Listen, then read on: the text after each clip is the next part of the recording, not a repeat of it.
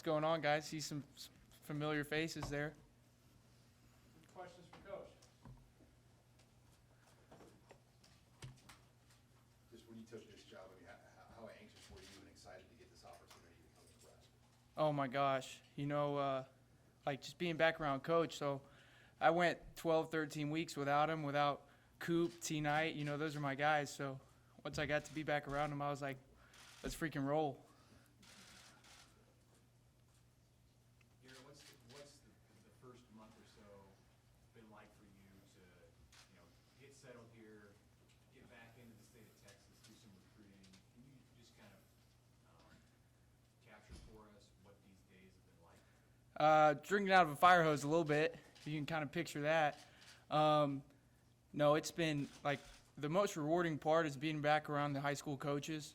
I got to see Claude Mathis, Scott Stewart, Hank Carter, dear friends of mine, mentors of mine. You guys saw like a tweet I put out about a week ago about high school coaches are my heroes. Well, that's true. I believe in high school football. I believe in the high school experience. Garret, what did you get out of the experience with Carolina? Just how much did that help you the last couple of years and dealing with pro athletes and how that can help you moving forward? Right, yes, sir. Well, what was awesome was I dealt with guys that were a lot older than me. One of the dudes I coached was Andre Roberts, who he made league minimum, which, league minimum's a lot of money, but he also owned 9 Zaxby's. So that was like a part-time gig for him. But no, seriously, I was around the best of the best, like DJ Moore, Baker Mayfield, Laviska Chenault, who I actually played with or played against in high school. I was on the phone with DJ this morning and got to say hello to his 2-year-old daughter, who, if you guys get a chance, go look her up on Instagram. She's 2 going on 25. But no, I loved every bit of being in Carolina. Hey Garret, Lauren Michelson, Channel News here in Lincoln. What are some of the conversations been like with your dad throughout this transition? A lot. Yeah, so I call him about every night.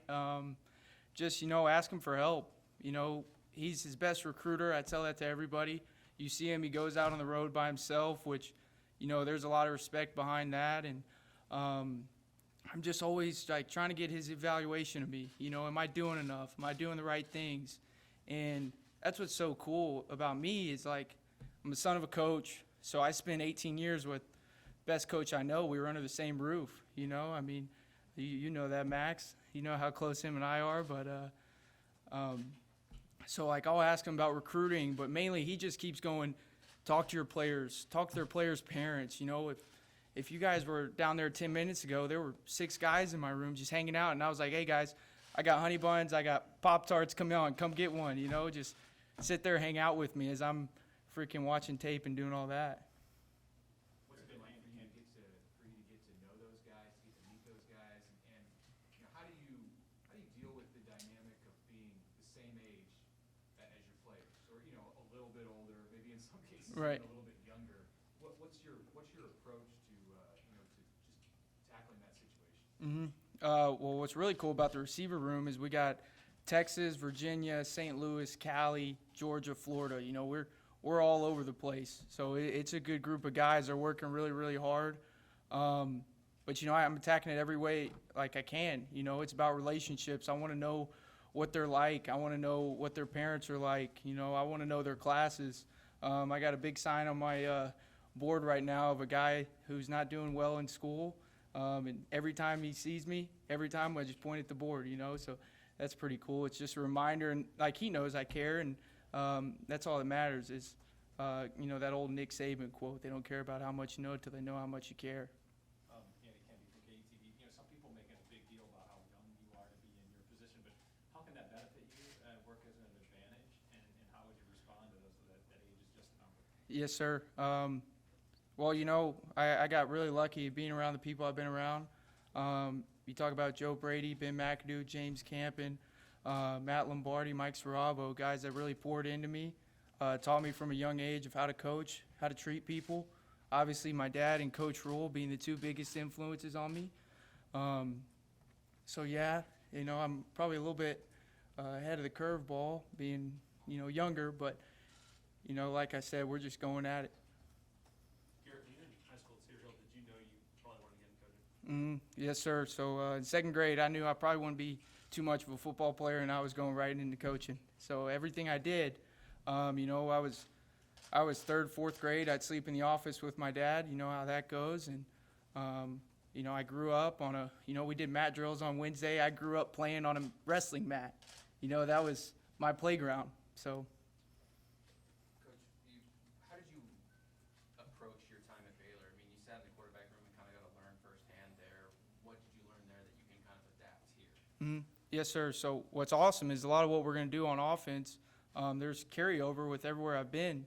And luckily, our OC, Coach Satt, obviously Coach Rule was there.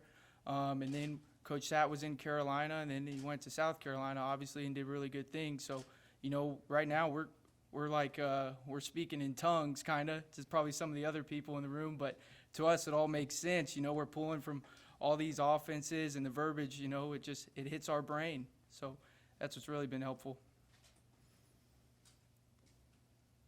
You're a month away, or maybe a little bit over a month away from getting to get out there on the practice field with these guys. And you've got, after recruiting a pretty big group of receivers to work with, what do you anticipate those 15 practices in the spring are going to be like? And for you, what do you want to do in that period? Yes, sir. Well, we have this thing. We want to get 1% better, and I like to do that every single day. What's cool about my room is they're hard workers, and they are competitive. And you can see that on tape, watching some last year's tape, watching guys that have been other places, whether that be other conferences or other schools. And so that standard's already set of how they want to play. And then you add our brand of football, being the toughest, hardest working, most competitive team in the country. That's kind of what I want to look like in April. Garret, Evan Bland, Omaha Local. Yes, sir. What's it like having an old teammate of yours, like Josh Fleeks, as that guy in your position group? What's that like? He's not only an old teammate, he's a good friend. We used to hang out together. First touchdown pass I ever threw in high school was to him. But he was sitting there in my office. He was one of those 6-7 guys down there. He was just asking about his son, asking about his dad. I went to school with his older brother. So we're really, really close. What's cool, though, is when we were at Baylor, when we were installing the offense, him and I went through a few different coordinators together and a few different systems. So, teaching him and he's got a lot of respect for kind of the way we teach. So, it's good. Same way for him. He's got some of the same verbiage carryover for him. You guys added another transfer in Billy Kemp. Mm-hmm. Just what he did at Virginia, what do you know about Billy? What attracted you guys to Billy to bring him in as a one-year transfer guy?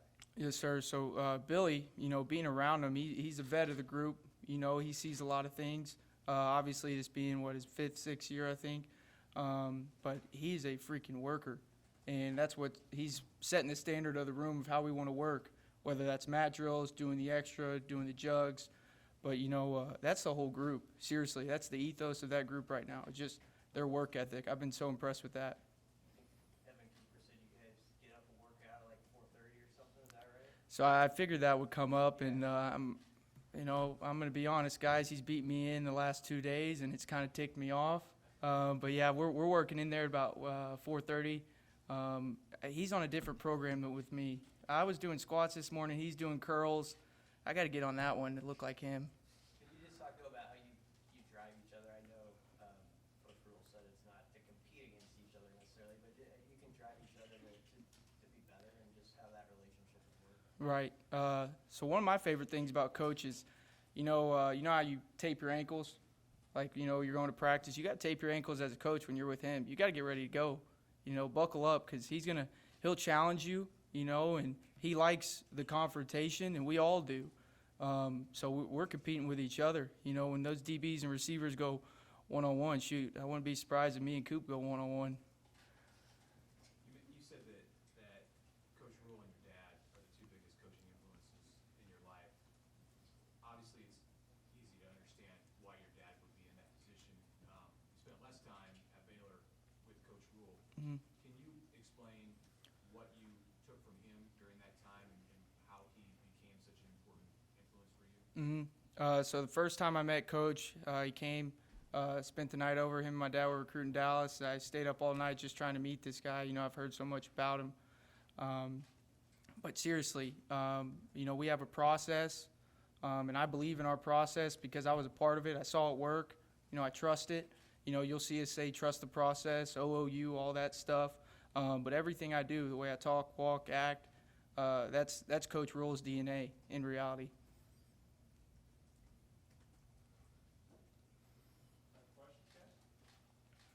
Coach, what does the OOU in one of us? What does that mean to you? It's just a select group, right? You kind of lay down for the brand, right? So we got a lot of guys that have had a lot of opportunities to go elsewhere, but like this is where they want to be. They want to be around this family. That's kind of my favorite part about being with Coach Rule is like I like seeing Vivian Leona run up and down the halls. My favorite person in the building is actually Terrence Knighton's son, Jameer. I'd love to go watch him play basketball whenever I can get out of here, but no, that's just one of us. We have a brand, and that OOU shows up kind of every morning. Garret, Kevin Suits with Channel 10 here in town. Some of your colleagues and the new coaches on staff have talked about their memories of Nebraska. Really, they remember the 90s. What are your recollections of Nebraska football, and how closely have you watched this program from afar, if at all? Yes, sir. So obviously wasn't around in the 90s, guys. I know I'm a young guy. But I am a 90s baby. I'm 99, so I count.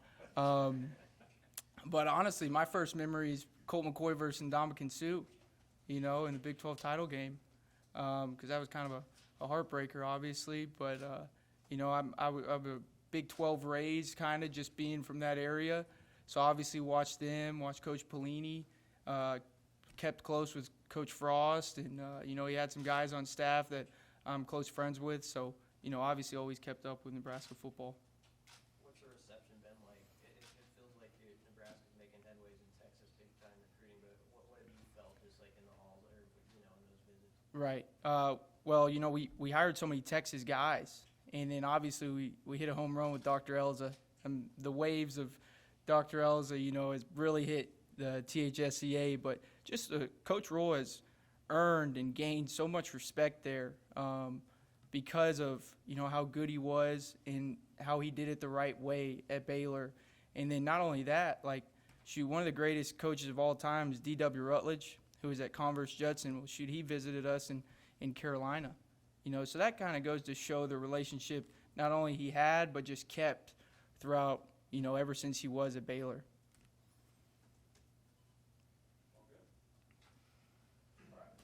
All right. Thank y'all.